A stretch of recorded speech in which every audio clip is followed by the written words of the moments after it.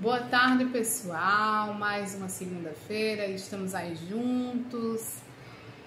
Ontem, domingo, foram os dias das votações, onde os pais de vocês puderam exercer a cidadania de fato. E hoje é um novo dia, uma segunda-feira, uma nova semana se inicia e a aula hoje é de língua portuguesa, tá? Nós temos dois assuntos distintos para tratar, certo? Hoje eu vou tratar de um tema muito importante, tá? Que vai servir para nortear o trabalho que eu passei para vocês, que inclusive está disponível para que vocês passem na escola. Aliás, os pais de vocês passem na escola e peguem, certo? Então essa aula é super importante, essa aula é crucial para que esse trabalho seja bem desenvolvido, tá? Hoje a gente vai falar sobre biografia. E para complementar, já que o livro só traz a biografia, eu trouxe também a autobiografia para a gente conversar um pouco, trocar um pouco essa ideia entre uma coisa e outra, tá certo?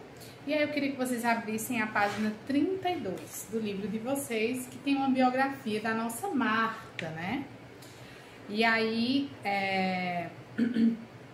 vocês vão fazer a leitura, tá? Da biografia de Marta. Marta, para quem não sabe, é uma grande jogadora da seleção de futebol brasileira. Então, vocês vão ler a biografia dela. Só que antes de vocês fazerem essa leitura, eu queria que vocês entendessem o que seria a biografia, tá? E o que seria também uma autobiografia, tá? Eu vou começar pela autobiografia, para a gente fazer uma diferenciação. O que é a autobiografia? O auto já está dizendo, é próprio, algo que é próprio, né? Grafia diz respeito à escrita, a escrever. Então, própria escrita. Então, eu serei a responsável por escrever algo sobre minha vida, né? A minha autobiografia. Eu serei a responsável por relatar a minha vida, a minha infância, né? As experiências que eu tive, enfim. Qual seria a grande diferença entre um e outro? Até coloquei ali, autobiografia versus biografia. Qual seria o grande diferencial? A autobiografia ela é escrita em primeira pessoa do singular, eu, né? Então, eu seria a responsável por relatar. Já na biografia, né, diferentemente da autobiografia, outra pessoa vai escrever sobre mim, tá? Então, como outra pessoa vai narrar acontecimentos da minha vida, esse texto vai ser escrito em terceira pessoa, né?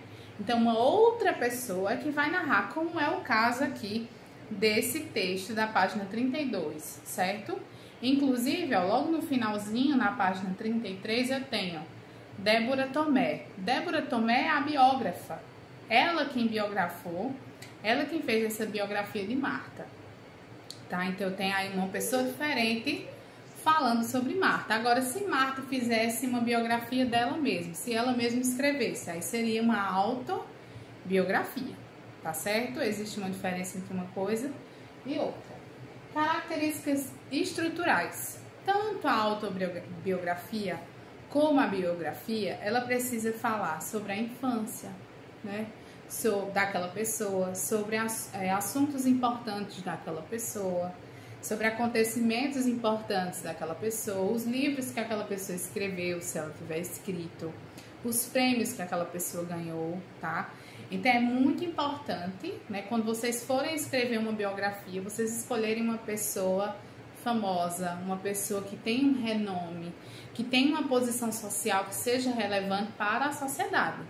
É porque é muito fácil pegar e escrever uma biografia de qualquer pessoa, não, né?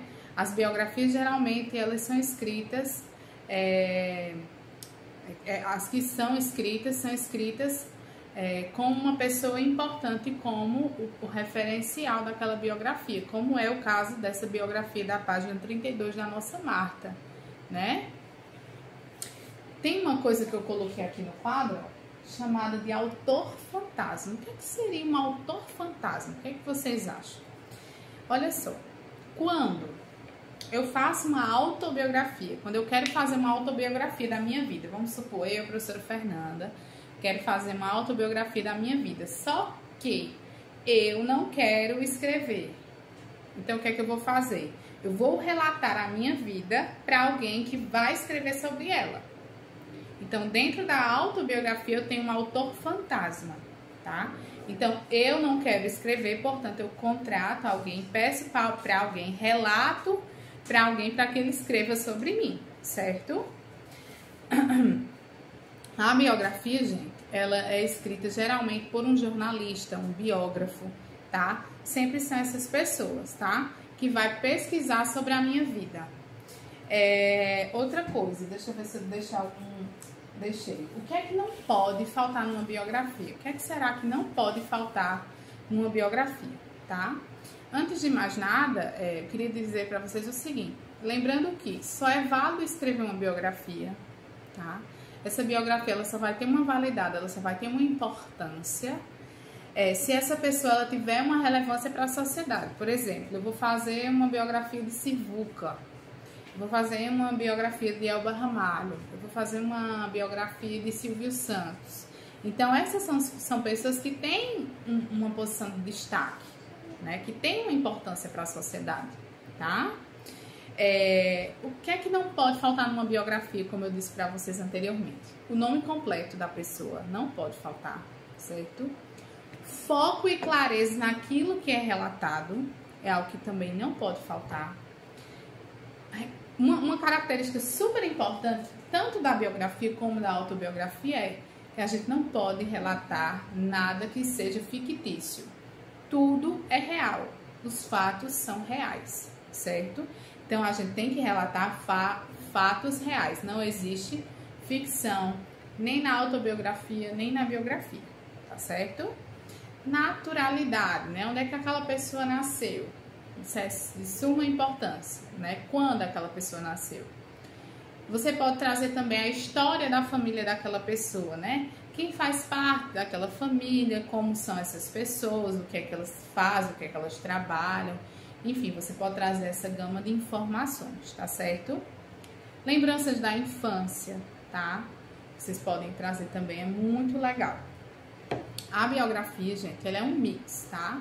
Porque tanto a biografia quanto a autobiografia é um gênero literário, é um gênero jornalístico, tá? Tem um teor histórico, então eu tenho um mix entre literatura, história e jornalismo, tá? A narrativa não é ficcional, vocês já sabem, é uma narrativa não ficcional. Tem uma biografia um pouco recente, acho que do ano passado, que foi escrita pelo jornalista e colunista Léo Dias, né, que é um cara super conhecido, né, como um fofoqueiro do Brasil. E ele fez uma biografia da Anitta, por exemplo. Então, ó, ele é um jornalista que fez a biografia da Anitta, tá? Então, sempre que vocês forem escrever, caso vocês cheguem a escrever uma biografia, vocês precisam escolher uma pessoa de destaque na sociedade, tá bom? Gente, finalizando essa questão da biografia e da autobiografia, a gente já fez as diferenciações, o que é que era uma e a outra. Agora a gente vai falar um pouquinho sobre gramática. Vocês lembram que faltou a gente falar sobre escritas iguais e sentidos diferentes? Lá na página 28, pois é, isso vai acontecer agora, tá? Eu vou até levantar para a gente poder ter uma noção, tá certo? Olha só. O que é que são homônimos? Até coloquei aqui. São justamente essas palavras, ó, que são escritas iguais, só que elas têm sentidos diferentes, tá? Elas apresentam uma igualdade ou até mesmo uma semelhança fonética, tá? Relativa ao som, né? Foneticamente falando, é o som. Ou ela pode ter uma igualdade gráfica, né? Que é relativa à grafia. Nesse caso, eu tenho tanto uma semelhança gráfica quanto à escrita e eu tenho uma semelhança sonora, fonética. Portanto, eu chamo isso de homônimo perfeito. Só que vocês não precisam se atentar a essas nomenclaturas, porque vocês ainda estão no 4º ano. Mas isso vocês vão aprofundar em outras séries, tá bom? E aí eu trouxe alguns exemplos, tá? Eu trouxe a palavra cedo, cedo como verbo e cedo como advérbio. Como é que seria cedo como verbo? Eu até anotei aqui umas frases que eu criei. Se eu disser assim, eu cedo a minha casa. Então, esse cedo vai ser verbo, do verbo ceder, né? Ó, ceder. Eu cedo a minha casa para alguém. Então, eu estou cedendo a minha casa. Então, isso aí já vai se caracterizar como um verbo. Agora, se eu digo acordei cedo. Cedo é a maneira como eu acordei. É o modo como eu acordei. Portanto, é um advérbio. É um advérbio de modo. Tá? Modo. Vou até colocar aqui. Então, ó. Eu tenho duas palavras que têm a mesma sonoridade, a mesma grafia e significados diferentes, dependendo do meu contexto, tá? Eu trouxe outros exemplos. Caminho e caminho. Eu tenho caminho como sendo um substantivo e eu tenho caminho como sendo o verbo. Aí eu criei algumas frases também. Se eu digo assim, vou pelo caminho mais curto. Então, caminho aí está sendo um substantivo. Eu vou pelo caminho mais curto. Eu estou nomeando aquele local que eu estou indo, né? Vou pelo caminho mais curto. É o lugar, certo? Agora, se eu dizer assim, se eu disser assim, caminho todas as tardes. Caminho, neste caso, vem do verbo caminhar, que indica uma ação, né? A ação de caminhar. Então, caminho todas as tardes. Vai ser o quê? Um verbo, certo? Está indicando a ação, tá bom? Eu trouxe um outro exemplo importante, tá? Que é esse aqui, que está inclusive no livro de vocês. Só que eu trouxe um a mais, né? Que eu sempre gosto de trazer um exemplo meu. Aí eu tenho aqui manga, que é aquela fruta, né? A manga que a gente consome como fruta. Eu tenho a manga da camisa. Vejam que são escritas iguais, mas têm sentidos diferentes, têm significados diferentes. E eu trouxe outro tipo de manga, que é a nossa manga de mangar, né? O que seria mangar para nós nordestinos? Rir, né? Existe a mangação, né? Então, mangar no sentido de rir, né? Então, manga como fruta. Manga como sendo, né, na manga da camisa, e aí os dois são substantivos, porém têm significados diferentes que vão ser aplicados dentro de um contexto diferente. E eu tenho a manga do verbo mangar, que é de rir, né? Então seria mangar com R final no infinitivo, certo?